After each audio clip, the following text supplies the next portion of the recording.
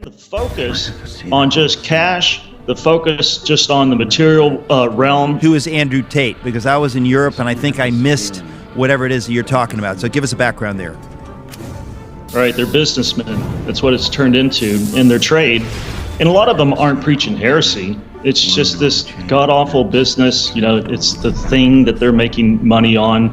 And they're yapping about it, you know, with glee. The temptation to power, the temptation to wealth, those temptations are precisely as strong today in the church as they were among those who murdered Jesus. And I think it sets a horrible example for young men of God. Here Jesus is heading towards Jerusalem, and he's bracing for the crunch, you know, for his death, burial, and resurrection. It's going to be brutal when it comes to understanding the nature and character of God. I need a lot of grace, Eric. I need a lot of mercy because I'm a redneck who went to public school and graduated undergrad with a C-. The Gospels show who Christ is, his person and work, his ministry, and all that good stuff, but it also highlights how dumb the disciples were, which gives me great hope because I'm a full-on dunderhead. And that's what the disciples were. They didn't get Christ. They were constantly failing. They couldn't cast demons out of a little kid. They didn't understand what true greatness was. That is in the church today. People think like, you know what? I was baptized. I said the sinner's prayer. I'm good. I'm done. And now, you know, I can worry about myself. And it's extraordinary how strongly Jesus spoke against that. The example like Andrew Tate gives from an unsaved, non-Christian point of view, he's all about cars, homes. We're in a new era now, and we have to confront this afresh. It's dead religion. When you look at the church today, how we are typically guilty of exactly the same things that the religious Jews were guilty of in Jesus' day. There were some who were the real thing, Nicodemus and others who were looking for truth. They were completely otherworldly when it came to that kind of stuff because they were tip of the spear, eternal perspective. And they knew, in the grand scheme of things, all this stuff, all this twaddle that we care about because we're insecure people, it doesn't amount to a hill of beans when you stand before God at the judgment seat. I will do and the yet, exact same as you just said, as if I am that didn't go away when Jesus rose from the dead. And those morons are behind him talking about who's the greatest among them.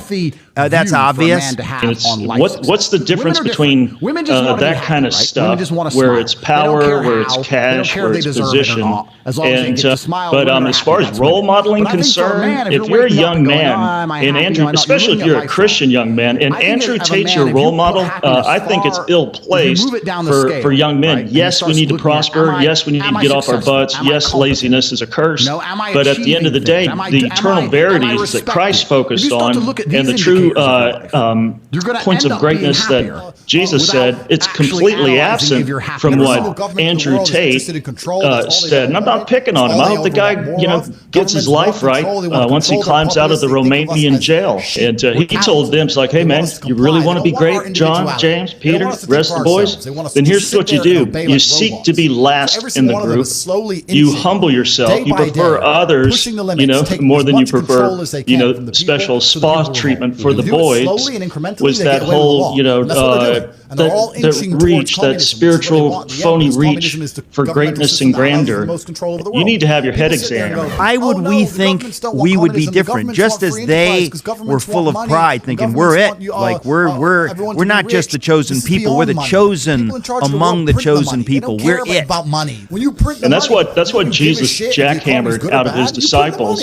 But it's so ugly. I mean, the way you just put it just now, it's just so nasty when you're thinking of men of God, kind of talking about that in an unselfconscious way, as though like this is what we all care about. Even in the church, and what people think is greatness, it's honorariums, it's Rolexes, it's first class upgrades. I've been in green rooms where I'm around these quote unquote men of God, Eric, and that's all the crap that I hear about. Honorariums, what churches pay the most, Rolexes, and first-class upgrades. And I'm like, wow, shock it all, man.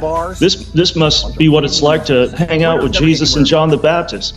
Also, here's a weird thing, man. It's like, how about you serve instead of look for people to serve you? And then lastly, he said, you dudes really want to, break the scale in regards to greatness? He said, receive a kid, and that's receiving me, and that's receiving the one who sent me. And I'm not some airy-fairy Christian, so it's completely bass-ackwards.